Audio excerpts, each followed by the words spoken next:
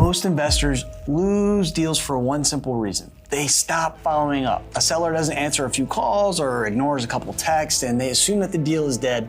It's not. Today, I'm gonna show you the exact follow-up message that we use to restart these conversations and how we handle the responses when they finally come back. If you're new here, I'm Josh High. I'm the co-founder of Heels Homes and Results Driven REI alongside my wife and business partner, Tiffany High. After experiencing over 2,000 real estate transactions and coaching over 5,000 students nationwide, I can confidently tell you that we've made every mistake that there is to make, and now we help real estate investors just like you avoid them. So that way you can live in what we call option freedom, with the ability to do what you want, when you want, with who you want.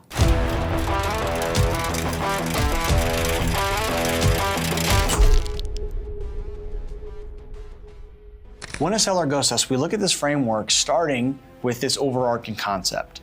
The rhythm or the frequency of our messages are going to be broken down into what we call halves. And I'm looking at the whole day. So you have your morning half, like your AM, and then you have your afternoon or evening, which is your PM. If we're going to make an offer to a seller this evening, right? So we're in the PM half of the day. We call that seller, they don't answer. We text them, hey, are you free? They don't respond for another 30 or 60 minutes. Then we send this message. This is the first of 3 messages that we send. So in the PM of the same day, just 30 to 60 minutes after we're supposed to have our offer, we send a text that says something like this.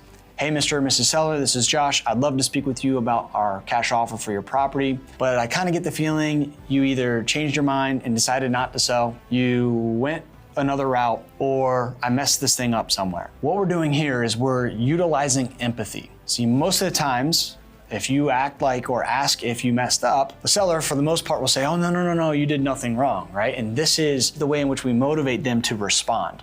Now, not everybody responds to that, and that's okay. So this goes back to our framework of breaking the days up into halves. So the following day in the AM, if we don't hear from them at that point, we're going to send a text message that sounds like this. Hey, Mr. or Mrs. Seller, this is Josh. I've been trying to reach you. All business aside, is everything okay?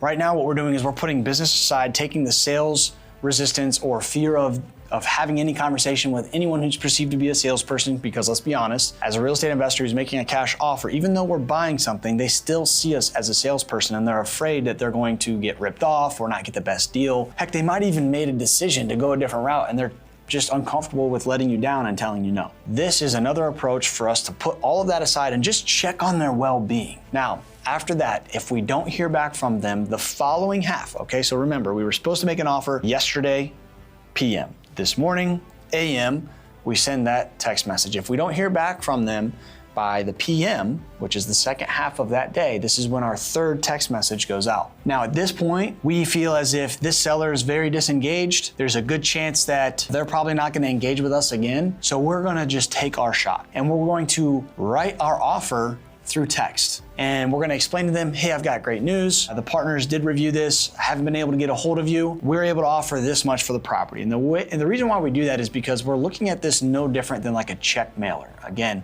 we're putting an offer in front of them and we're trying to entice some sort of a response. Now, this isn't the most ideal situation. Obviously, the ideal situation is we get the seller on the phone in the first place, make the offer, handle the objections, and go from there. But these are the cards that we've been dealt with, and we've got to lay our best hand. And this is what's worked well for us. Now, after those 3 text sequences, if we don't hear back from them, we're gonna follow up with them once every week for the next 30 days. After those 30 days, then it goes to once every 2 weeks for the next 30 days. Then it goes to once a month after that. That is our follow-up cadence. If there's one thing I hope you take away from this video, it's this. Don't confuse no response with no opportunity.